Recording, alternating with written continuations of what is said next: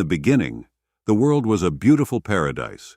Rivers snaked through lush forests, mountains stood tall against endless skies, and animals roamed freely across vast plains. This was a world full of life, thriving in harmony with the land. But as humankind spread across the earth, shadows began to creep into the hearts of men. Selfishness and cruelty overtook kindness, and violence became more common than peace. Cities filled with corruption, the beauty of creation began to dim under the weight of humankind's choices. Yet, amid all this darkness, there was one man who remained faithful and righteous: Noah. Noah was different from the others. He lived in a way that honored the Creator, tending to his family with love, respect, and deep reverence for all living things.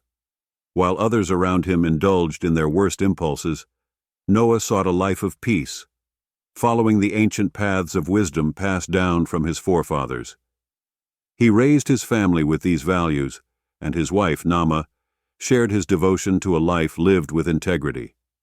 Together they were a rare light in a world rapidly growing darker.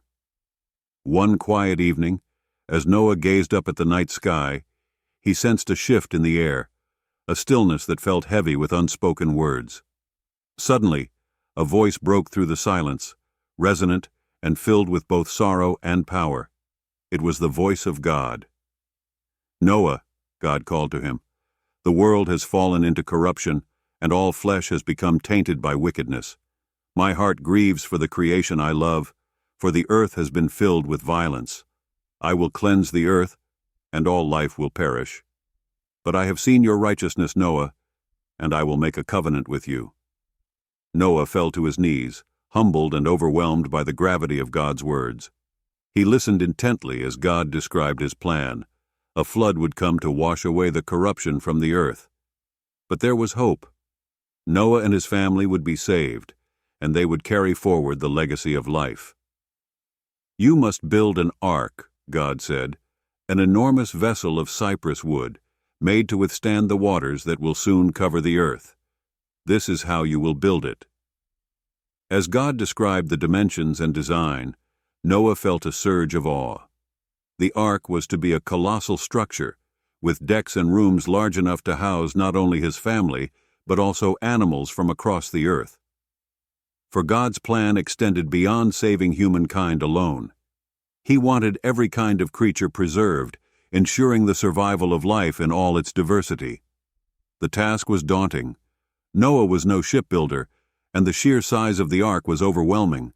But Noah did not question or doubt. His faith in God's wisdom was unwavering. He knew that whatever he did, he would have the strength to complete this divine mission. And so, with steady hands and a determined heart, Noah set to work. In the days that followed, Noah shared God's message with those around him. He warned his neighbors of the coming flood, urging them to turn from their wicked ways and seek God's mercy. But instead of heeding his warning, the people laughed at him. They scoffed at the idea of a flood on such peaceful days, ridiculing Noah as a foolish old man. "What flood?" they sneered. "The skies are clear, and the rivers calm. Do you build this ark on dry land for nothing?" Noah's family stood by him, but even they found it hard to believe. His sons, Shem, Ham, and Japheth, looked to him for guidance, seeing in their father a strength of purpose that bolstered their own faith. Together, they began the monumental task of gathering wood, measuring the vast space, and shaping each plank to fit the ark's frame. With every hammer strike and every carefully placed nail, they worked as one, a family united in faith and love. Months turned to years, and still Noah and his family labored. The ark grew taller and larger, looming over the landscape like a monument of hope and trust. Neighbors continued to mock, but Noah's resolve was unshakable. Every day he repeated God's promise to his family, reassuring them that their work was not in vain. Finally, after years of labor, the ark was complete. It stood like a great fortress of wood, ready to weather the storm that would soon come. Noah walked through the massive structure, inspecting each room and deck, feeling a deep sense of satisfaction. It was exactly as God had commanded. Then, something miraculous happened. Animals began to arrive, just as God had said they would. 2 by 2 they came from every corner of the earth. Lions and lambs, eagles and sparrows, elephants and rabbits. Noah's family watched in amazement as the animals moved in perfect harmony, guided by an unseen hand. Naamah, Noah's wife, stood by his side as they watched the animals entering the ark. She placed her hand in his, sharing in the wonder of the moment. "It is as you said, Noah," she whispered. "The animals sense what we cannot see." Noah nodded, his heart full of gratitude. He had trusted God, and now he saw the proof of his promise. With the ark prepared and all the animals safely inside, God spoke to Noah one last time. "Go into the ark, you and your family, for you alone have been found righteous in this generation." And so Noah led his family inside, closing the great door behind them. Inside the ark, days stretched long. With each sunrise and sunset, Noah and his family began to establish a routine, finding comfort in daily tasks as they adjusted to their new lives afloat on the endless sea. Every morning, Noah rose early to pray and meditate, seeking guidance and strength from God for the day ahead. This ritual provided him with a sense of peace amid the constant sounds of creaking wood and the muffled roar of water surrounding them. Naamah, ever the compassionate matriarch, took on the responsibility of overseeing the care of the animals, and with each passing day, she marveled at their resilience. It was as though they, too, understood the gravity of their mission on the ark. Her tender nature allowed her to form a unique bond with the creatures, and she spent hours moving from stall to stall, speaking softly to the nervous animals, calming them with her gentle presence.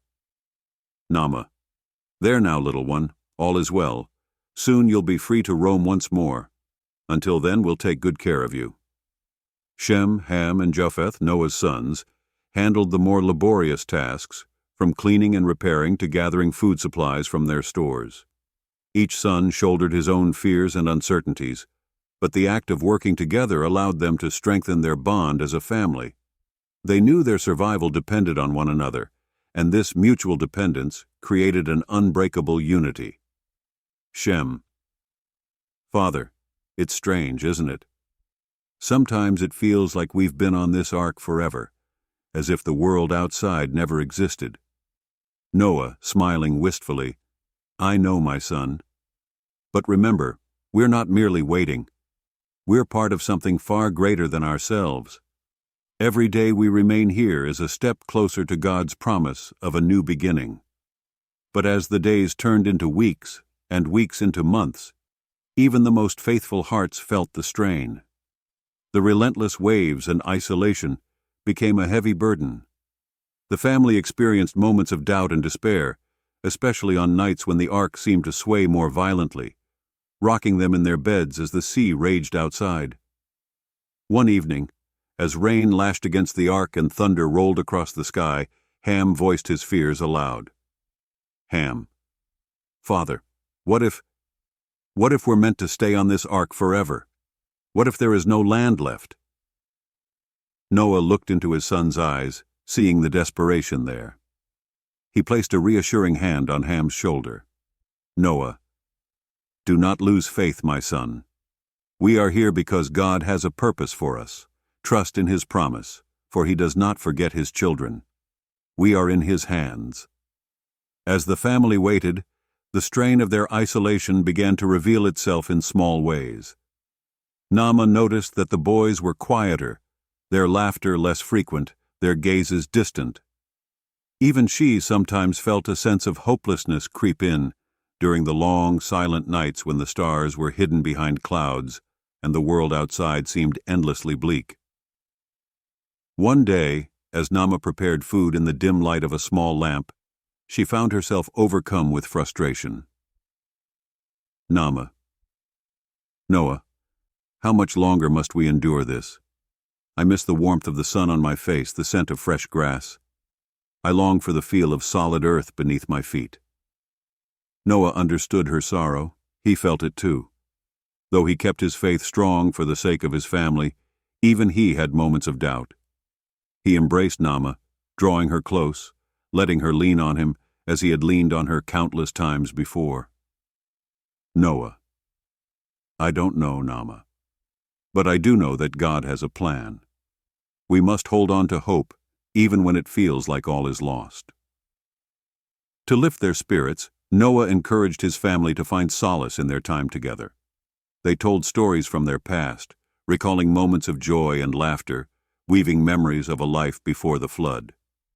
Together, they sang songs, their voices rising above the sound of the waves, filling the ark with warmth and reminding each other that they were not alone.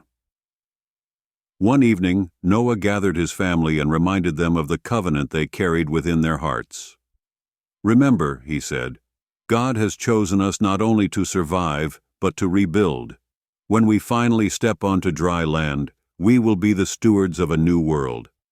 Our struggles now will be the foundation upon which future generations will stand. We must remain steadfast. The day finally came when the rain ceased and a new kind of silence settled over the ark. The waters were still, the skies clear, and Noah felt a stirring in his heart, a gentle nudge from God. After waiting for the water to subside, Noah decided to send out a raven to see if it could find dry land. The raven soared into the sky, circling the ark, but it found nowhere to rest and returned. Days passed, and Noah released a dove, hoping it might find a place to land. When it returned with nothing, the family felt a pang of disappointment. Yet Noah remained hopeful, trusting that God would soon reveal their path forward. 7 days later, Noah released the dove again, his heart pounding with anticipation as he watched it disappear into the horizon. Hours passed, and the family waited anxiously. Finally, just as the sun began to set, the dove returned. Clutched in its beak was a small olive leaf. Naamah, gasping in awe. It's a sign. There is land out there, life beyond these waters. Tears filled Noah's eyes as he held the olive leaf, feeling the weight of God's promise in its delicate veins. The leaf was more than a sign of land. It was a symbol of renewal, of the earth's resilience and God's unwavering faithfulness. The family rejoiced, embracing each other as they realized that their ordeal was nearing its end. The olive leaf became a cherished symbol among them, a reminder of God's covenant and the hope that had carried them through the darkest days. When the waters finally receded, God spoke to Noah once more. Come out of the ark, you and your family, and bring out every living thing with you. Let them fill the earth and be fruitful and multiply. With great reverence, Noah opened the door of the ark, and the family stepped out into the fresh, open air for the first time in over a year. The world that lay before them was unfamiliar. Mountains had shifted, valleys had transformed, and the landscape was cloaked in a pristine silence. But it was beautiful, untouched, and full of promise. Noah's sons and their wives released the animals from the ark, watching in awe as each creature stretched, sniffed the air, and cautiously explored the new land. The lions padded gracefully over the earth, the birds took flight in the clear blue sky, and the smaller animals scampered off into the wild. It was a sight that filled Noah and his family with wonder, a reminder of the beauty and diversity of God's creation. Naamah knelt down, running her fingers through the damp soil, feeling the weight of the earth against her skin. She closed her eyes, taking in the scent of fresh earth, the cool breeze on her face, and the warmth of the sun on her back. Naamah, it feels like a dream, Noah, to be here, on this new earth. We have been given a second chance. After helping his family and the animals adjust to their new surroundings, Noah built an altar and offered a sacrifice of thanksgiving to God. The smoke rose into the sky, mingling with the fresh air, a sign of gratitude for God's protection and mercy. Noah and his family knelt before the altar, their heads bowed in reverence, their hearts filled with gratitude. In that moment, God spoke to Noah, reaffirming his promise. God's voice.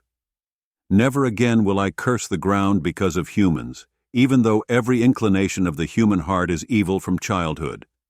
As long as the earth endures, seed time and harvest, cold and heat, summer and winter, day and night will never cease. And as a sign of this covenant, God set a rainbow in the sky.